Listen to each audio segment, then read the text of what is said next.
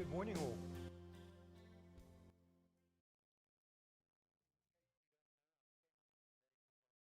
Because he's managed to get away for a much-needed break. In fact, it's a break that he had planned a few months back, but unfortunately the dreaded COVID intervened, and so they had to defer their break, and he and Charmaine have been able to get away now for a few days. So, yeah.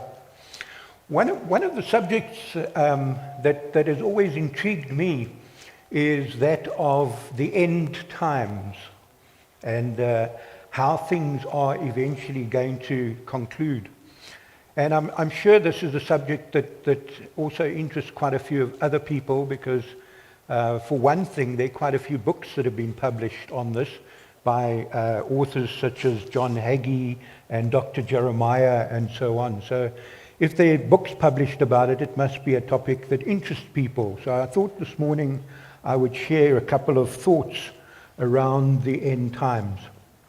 To start with, I have to declare that although I'm quite a fanatic on figures, I love maths and numbers, I'm not into the end time sums. I'm not somebody who spends a lot of time trying to figure out exactly when the earth is likely to end. Partly because in the scriptures, in both the Gospel of Matthew and also in Mark, we are told that God doesn't actually want us to know when the date of the end is going to be. And so it seems a bit of a senseless pursuit to try and figure out exactly what could happen. My approach to the end times is somewhat different. And what intrigues me is more what are known as the signs of the times. In other words, what are the things that need to actually happen before we reach the end? Because if we can pick up on those things, then we can get an idea of how far we are, if you like, along the line. And from that, we can perhaps start to understand things that can be important to us in the way we live. And for me, that is important, because it's not just a mental exercise. It's a thing about addressing an issue and then saying, so what is our response? How do we respond to this reality? So if one has a look at the end times in the Bible, there are many references. In fact, it's quite surprising how many references there are. We find them in quite a few of the books of the prophets in the Old Testament. There's quite a lengthy discourse on it in Daniel. There's also quite a few references in many of the Gospels. And of course, we know that the book of Revelation contains some very useful information about how the end is going to arrive and what will happen. However, for ease of thinking, what I've found is one can actually group all of these different things into 8 different categories. And that makes it a lot easier for us to actually understand and get a handle on exactly what's going to happen. So for convenience, I'm going to follow that route this morning and discuss 8 different categories of signs of the end times. And I'm going to do this in no particular order.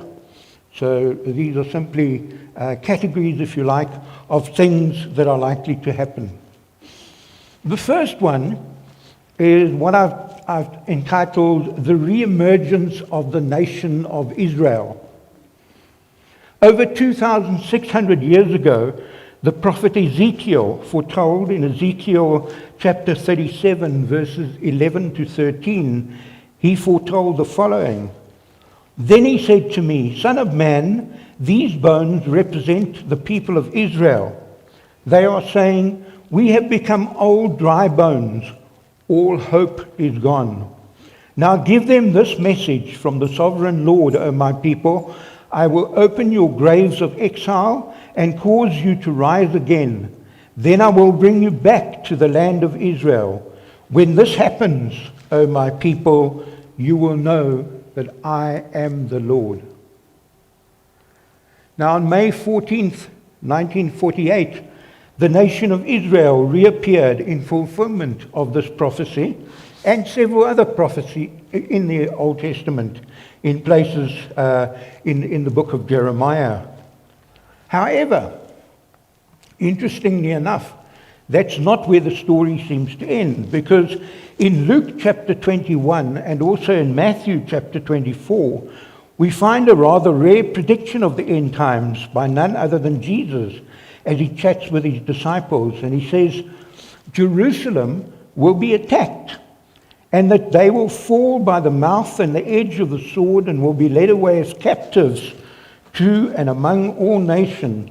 And Jerusalem will be trodden down by the Gentiles until the times are fulfilled. Now, I'm not sure whether that reference from Jesus was actually a reference to ancient happenings in Jerusalem in the past, or whether it's something that still is to come, that Jerusalem must still be attacked. And that's unfortunately part of the confusion about the end times, is that we don't actually know precisely what these references are to. However, what is interesting is that there's increasingly a worldwide diplomatic issue around Jerusalem and the nation of Israel. The prophet Zechariah foresaw this centuries ago, as we read in Zechariah 12, verses 2 to 3. I will make Jerusalem and Judah like an intoxicating drink to all the nearby nations that send their armies to besiege the city of Jerusalem. On that day I will make Jerusalem a heavy stone, a burden for the world. None of the nations who try to lift it will escape unscathed. The struggle over the peace process in the Middle East is stated number one priority of the world, of most of the world's diplomats. And Jerusalem resides at the center of discussions about the issue of land for peace. Until the current generation, Jerusalem was not a burden to the world. In fact, prior to 1948, world diplomatic leaders rarely mentioned it. Then there's the requirement of the rebuilding of the temple as well. And obviously, if we think of the rebuilding of the temple, naturally our thoughts turn to Jerusalem, because the temple must rightly be in Jerusalem. And that presents several problems, because as we know, Jerusalem is at the moment a divided city and is strongly contested between various religious groups. However, one could also argue perhaps that the rebuilding of the temple may not necessarily be a physical rebuilding of bricks and mortar. It may be that the temple that is being referred to there is what we would understand as the people of God, because we're told in the Bible that we are indeed living temples. And so it may be that that requirement has already been fulfilled, and that it's not necessary for the temple to actually be physically rebuilt before prophecy is fulfilled. So it's interesting to see how issues around Israel continue to be the focus of attention for us today. And it seems likely that this is going to continue to be an issue that needs to be resolved as we move towards the end. So the second category then of issues that I'd like to discuss is grouped together under a title: Wars, Famines, Earthquakes, and Pestilences. According to Jesus, as stated in the Gospel of Luke, these four things in particular will increase in frequency and intensity as the world draws closer to an end. Let's take a brief look at each of these, and I've actually prepared a few slides to help you, because this is a bit of a numbers game, and to make it easier for you to follow the numbers and the trends, I'm going to use a few slides. And the first one is around wars. If you look at the Wikipedia, you'll find that there's a history of the wars of the world that stretches back many, many years. And if you look at the number of wars that have taken place recently, In the 16th century, we saw 59 wars. In the 17th, 75. In the 18th, 69. In the 19th, 294. And in the 20th century, 278 wars. The first decade of the 21st century, that's the first 10 years of this century, witnessed 55 wars. And if that's the pattern that is to be continued, then we can expect during the 21st century, we may well experience 550 wars. That's quite startling. What's more, in the past, wars were typically fought in hand-to-hand combat, whereas today, of course, wars are largely fought through very sophisticated armaments and equipment with aerial bombing, etc. And so these wars are far more destructive than they ever were in the past. Okay, the second one is famines. If you can just change the slide, let's have a look at the number of famines that have been experienced in the world. If you go back in history, once the people in general settled down and stopped their nomadic form of life and started to cultivate crops, etc., as a rule, famines tended to be an issue that was not that important in world history. However, as we progress in time, so we see, unfortunately, despite the availability of food, for various reasons, famines are reoccurring on a more frequent basis. If you look back in the 16th century, there were 10 known serious famines across the world. In the 17th century, this increased to 24. In the 18th century, 28. In the 19th century, 30. And in the 20th century, we actually saw 44 worldwide serious famines. In the 21st century already, it's said that there are some 40 million people around the world that are facing death or near death as a result of inadequate food supplies, which is quite a blight on our world as it stands today. So we can see that famines are indeed an issue that needs serious attention. The third one is earthquakes. Now, if you look at the statistics on earthquakes, interestingly enough, on the face of it, there doesn't seem to be much of a pattern.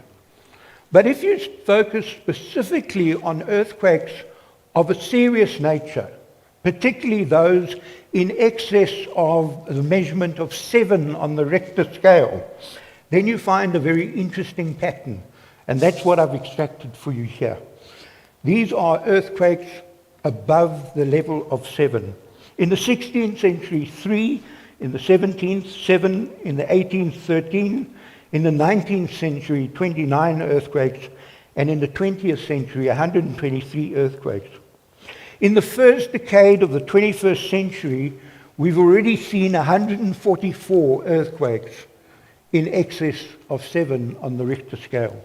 And this suggests, if the trend continues, that we may experience as many as 1,440 serious earthquakes in this century. There's definitely a trend in these numbers. Okay, the last one in this category is pestilences, or spreads of serious diseases. I guess with COVID, this is somehow a bit trivial because we focus all our attention on COVID, but obviously COVID is not the only serious disease or epidemic that the world has faced in the last decades and centuries. So again, from the Wikipedia list of major pestilences or epidemics that have been experienced, we see in the 1600s there were 23 major outbreaks, in the 1700s 26, in the 1800s over 40, in the 1900s 39, and from 20,000, that's 2000, sorry, up until today, we're seeing a whole lot more. The question is, where are we going to? Not only are we experiencing more pestilences or epidemics, but we're also seeing that quite a lot of them are being carried over. So, for example, HIV/AIDS was something that actually came out of the last century, but we still experience it in many countries of the world. In all of this, we need to bear in mind that the Bible also tells us that before the end times, there will be a specific plague that is sent by God to those who have warred against Jerusalem. And this prophecy is given in Zechariah chapter 14, verses 12 to 15. One's not too sure exactly what that means and who the people are that will be affected by this specific plague that has been promised in the Bible. Okay, so that's the second grouping of end times prophecies. The third one is in a category that I've headed dramatic increase in travel, knowledge, and communication. It comes from a vision that is explained in the book of Daniel. In the time of the end, Daniel says that the travel and knowledge will increase increasingly in frequency. In Daniel 12, verse 4, we read, "But you, Daniel, keep this prophecy a secret. Seal up the book until the time of the end. Many will rush here and there, and knowledge will increase." Now, in the past century alone, we know that knowledge has expanded hugely. If you think about it, in areas such as science, biology, technology, and countless fields of endeavor, knowledge has exploded in its intensity. Things like air conditioning that we take for granted, traffic lights, jet airliners, cell phones, TV, penicillin, washing machines, heart pacemakers, space travel, nuclear bombs are all things that we are familiar with, but they are all inventions of the last 100 or so years. And in fact, if you go back 200 years, there's almost nothing that was invented before 200 years ago that is really of any use to us anymore in this world. Everything that we use is a creation of recent times. Mankind has developed the ability to create new forms of plant life and to clone animals, and is getting close to being able to create people out of our own design rather than God's. In that way, we are on the brink of usurping God's control over creation. The advent of the internet has created a worldwide archive of human knowledge that exceeds the wildest dreams of anyone, while communication has developed to such an extent that even much of the disruption of the worldwide COVID lockdown could be avoided by use of technology. The explosion of travel is quite clear. Not only travel in terms of aircrafts, not only travel in terms of motor, train, etc., but now also the common use of space travel, which is something that we are starting to see. So I think it's fair to say that the prophecy of Daniel is something that is being fulfilled as we speak. The fourth category of end times prophecies is sinfulness as in the days of Noah.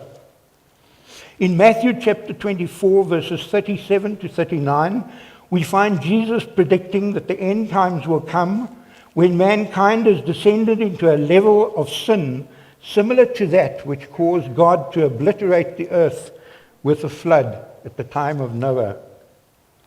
Now, living in South Africa, we are obviously well aware of the situation of crime and corruption that surrounds us. But you may not be aware of it, that this is not unique to South Africa.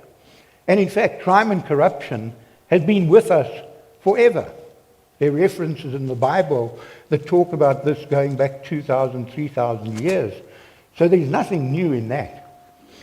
What is, however, interesting is the trend towards changing legislation so that behavior that was previously unacceptable starts to become acceptable.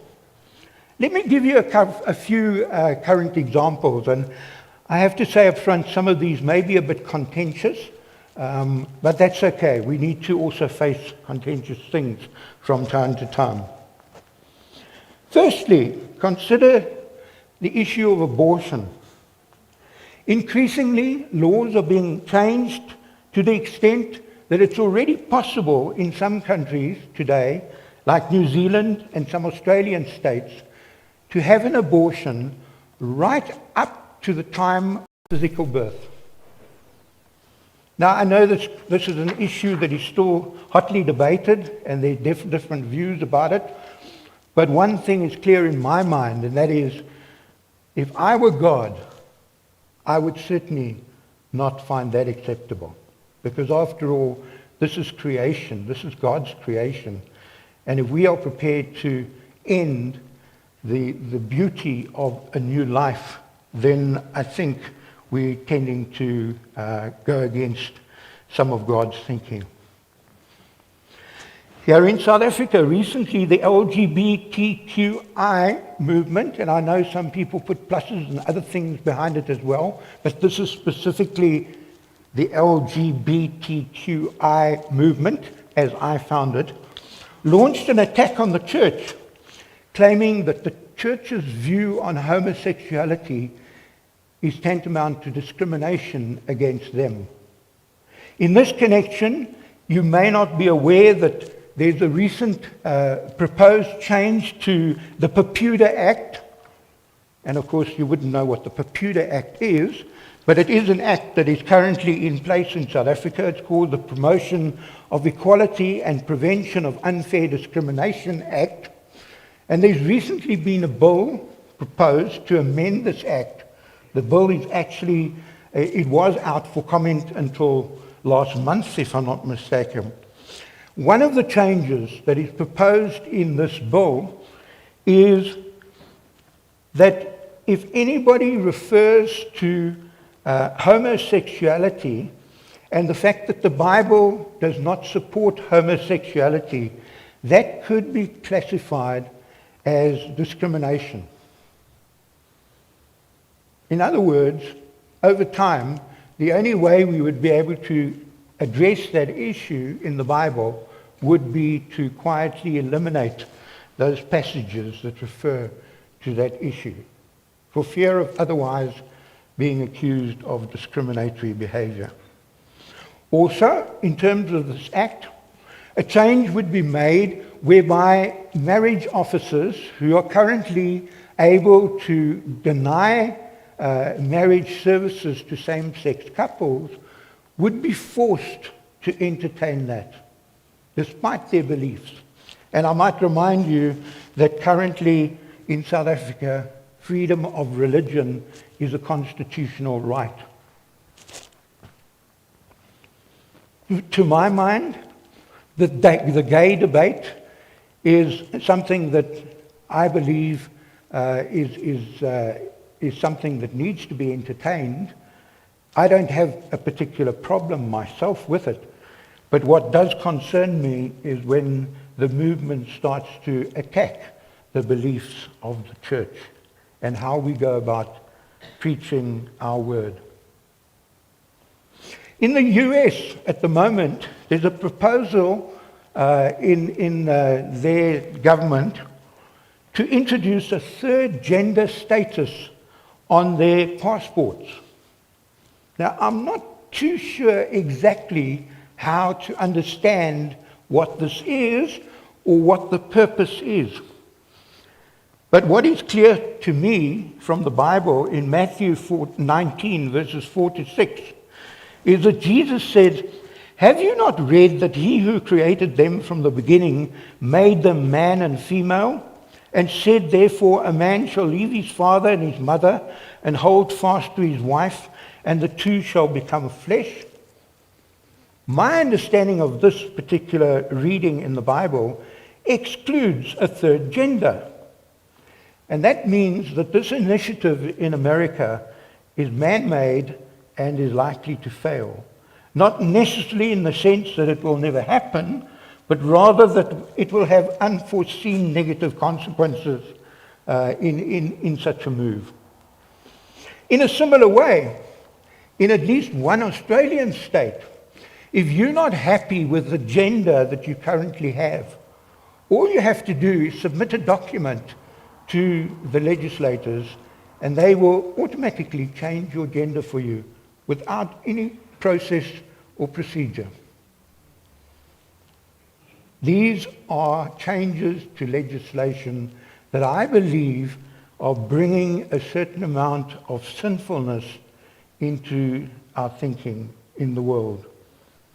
In summary, I would say that it's not too hard to accept that the state of morality in the world is fast approaching that which we understand to have been the state in the pre-flood days of Noah. The fifth grouping of end times prophecies is the good news will be preached throughout the world. Jesus revealed the following sign of the end times to his disciples in response to their questions about the end of the age and the sign of his coming. In Matthew 24, verse 14, Jesus said, "And the good news about the kingdom will be preached throughout the whole world, so that all nations will hear it, and the end will then come." This idea is reiterated in the book of Revelation in chapter 14, verses 6 to 7, which say, "And I saw another angel flying through the sky, carrying the eternal good news to proclaim to the people who belong to the world, to every nation, tribe, language, and people. 'Fear God,' he shouted, 'give glory to him, for the time has come when he will sit and judge. Worship him who made the heavens, the earth, the sea, and all the springs of waters.'" Today the gospel is preached in every nation. The Bible has been translated into hundreds of languages, and the message of Christ is delivered throughout different nations by different means, on radio, the internet, TV, etc. The sixth grouping, days of deception and Christian persecution. According to Matthew chapter 24, verse 4, the end times will be marked by widespread deceptions, not only about the truth of Jesus, but in general. And one has to note the growing trend towards what goes under the banner of fake news. Anyone who follows politics in South Africa, America, or other countries will be acutely aware of the fact that politicians rely increasingly on deception in order to stay in power. Despite the reality that the gospel is being preached more widely now than ever before, there is also growing opposition to Christianity in many quarters. Some would think persecution only occurred back in the early days of church history. But Voice of the Martyrs, a Christian persecution watch ministry, recently published an article where they claimed more Christians died for their faith in the 20th century than in the 19 centuries leading up to that. But as bad as the 20th century was, the 21st century is starting to make that look like a Sunday picnic. A recent Open Doors report states that currently over 120 million Christians worldwide are facing serious persecution of some kind. Group number 7 in the end times prophecies, global government. According to the book of Revelation, globalization involves more than just multinational corporations and global commerce. It suggests that one day a single man will rule all the people and nations on the earth. At one stage, when the EU was being formed, there were many people who were saying, "Here it comes. This is the start of this trend."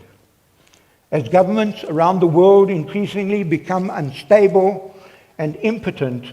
With each passing day, more and more nations are effectively ceding their sovereignty to larger institutions such as the European Union, the United Nations, the International Monetary Fund, and the World Court.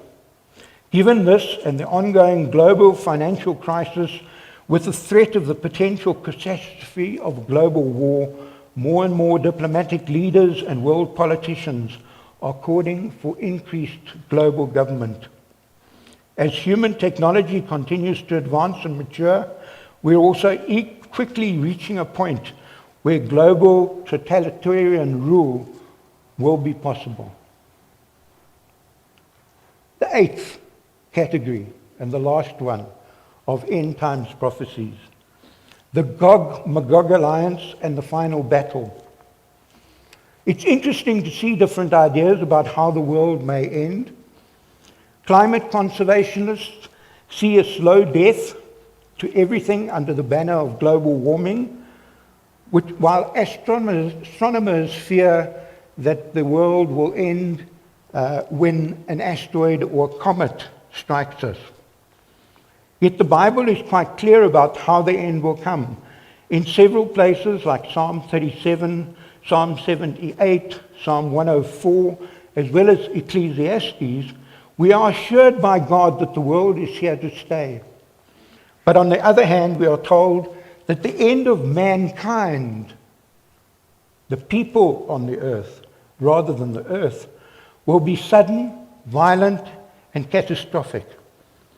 In fact, the book of Revelation in chapter 11, verse 18, indicates that it will be mankind itself that is responsible for the end times destruction, that it will be caused by a great war, part of which will be the final battle, which is supposed to center around the plain of Armageddon in northern Israel.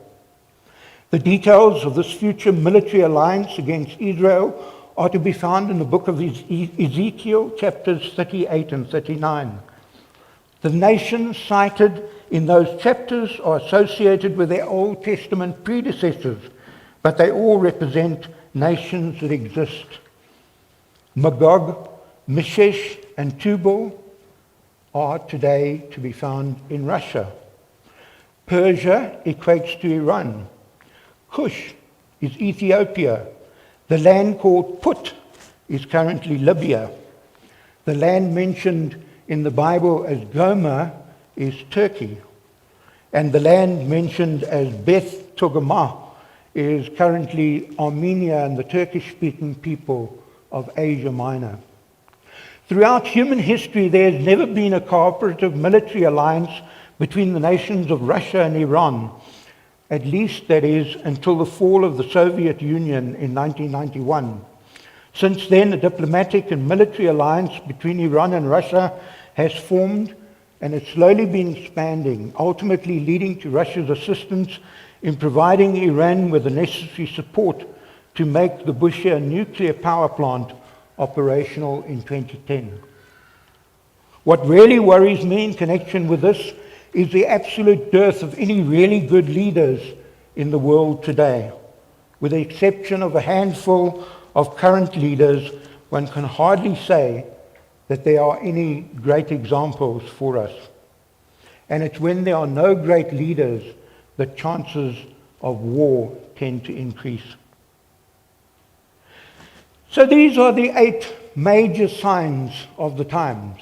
And I think it's quite clear that things are moving towards an end. There are, of course, a couple of other interesting events that need to be fulfilled before the end, according to the Bible. We're all familiar with the significant mark of the beast, the 666, which has become quite popular as a discussion point again of late in connection with COVID and various other technological developments. According to Revelation chapter 12, there's also supposed to be an attack on Babylon the Great, the world empire of false religion, although I'm not too sure exactly what this means. There's also a suggestion that Israel needs to completely return the land that God originally gave to them, which would mean occupying the West Bank and the Gaza Strip. And this is likely to be quite a difficult issue because it would mean that the people of Palestine would have to be either exterminated or moved entirely. And I'm not sure how long that's going to take in order to bring fulfillment to that specific prophecy. And of course, we're aware that another prophecy is the return of the Antichrist. And again, we're not too sure exactly what the Antichrist is. We're not sure whether it's going to be one specific person or whether this is reference to general opposition to Christian teachings. Some people also suggest that this may be actually a spirit rather than a physical person. A comment that I read many years ago, and I can't even recall where it was, about the end times prophecies, is that it's not particularly any one issue that is important, but rather the way in which all the signs draw together to form a single continuous picture. And for me, there's no doubt at all that this is certainly where we are going to, and very fast. It's no wonder that preachers around the world are increasingly warning people of the end times and the reality of that. So this is all very interesting. But I suppose there are a couple of questions that remain unanswered. And the first one is, obviously, how much time do we think we actually have left? So I'm not too sure how to approach this because, as I said at the beginning, I'm not one for trying to work out the mathematics behind it. But one way of approaching it is to look at time periods as they affect our behavior.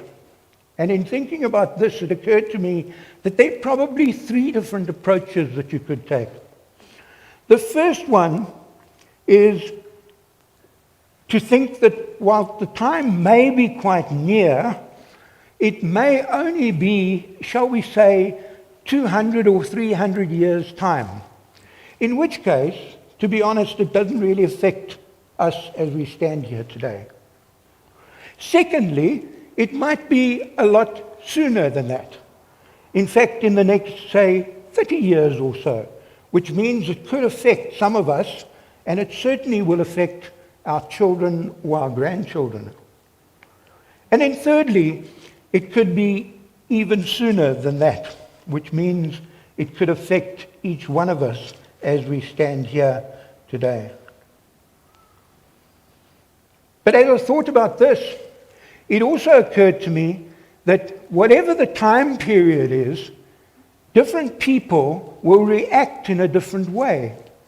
And here's where the important part comes, because whilst the academic thinking about the end times is interesting, the real test is, so what do we do about it? And here I identified 4 different possible reactions that people could have. Firstly, there may be some people who say, well, I don't know when the end times are going to happen, but according to me, there's no need for me to change anything in my life at all with regard to this.